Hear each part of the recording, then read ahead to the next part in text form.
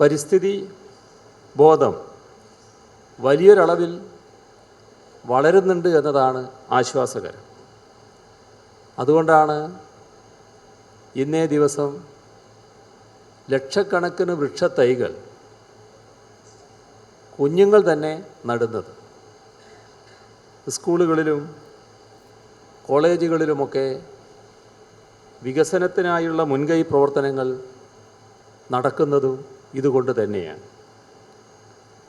ഈ ഭൂമിയെ രക്ഷിക്കുന്നതിനു വേണ്ടിയാണ് ഐക്യരാഷ്ട്രസഭയുടെ പരിസ്ഥിതി പരിപാടിയുടെ ഭാഗമായി 1972 മുതൽ ലോക പരിസ്ഥിതി ദിനമായി ജൂൺ 5 ആചരിച്ചു വരുന്നത്. നിയമങ്ങളേക്കാൾ ഫലപ്രദം ശക്തമായ ബോധവൽക്കരണത്തിലൂടെ പരിസ്ഥിതി സംരക്ഷണ അവബോധം പൊതുജനങ്ങളിൽ സൃഷ്ടിക്കുക എന്നതാണ്. ഈ അവബോധം സൃഷ്ടിക്കുന്നതിനുള്ള നടപടികളും സംസ്ഥാന സർക്കാർ അതിവേഗതയിൽ തന്നെ ആരംഭിക്കാനാണ് ഉദ്ദേശിക്കുന്നത്.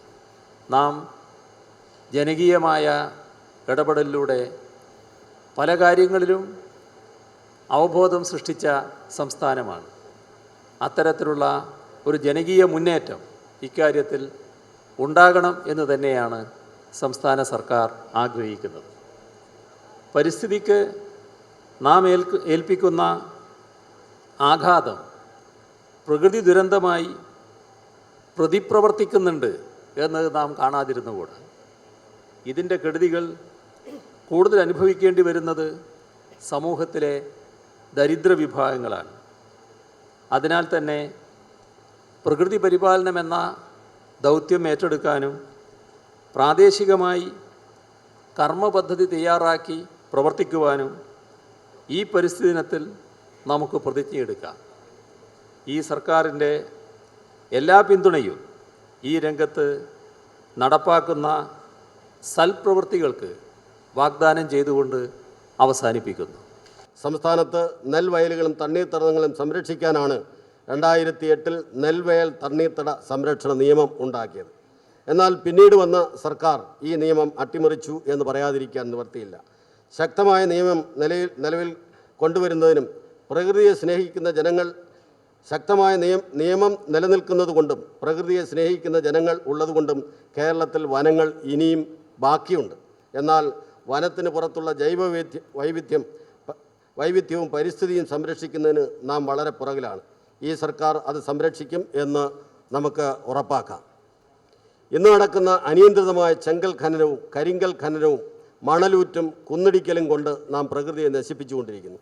കേവലം കുറച്ചാൾക്കാർ മാത്രം പ്രകൃതി വിഭവങ്ങൾ കൊള്ളയടിച്ച് കൊഴുക്കുന്നത് നിയന്ത്രിക്കാൻ ഈ സർക്കാരിനാകും എന്ന് ഞാൻ ഈ അവസരത്തിൽ ഓർമ്മിപ്പിക്കുകയാണ്.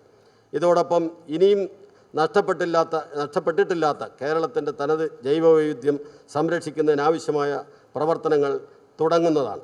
കേരളത്തിൻ്റെ തണ്ണീർത്തടങ്ങൾ ഇന്ന് മാലിന്യ കൂമ്പാരങ്ങളാണ്.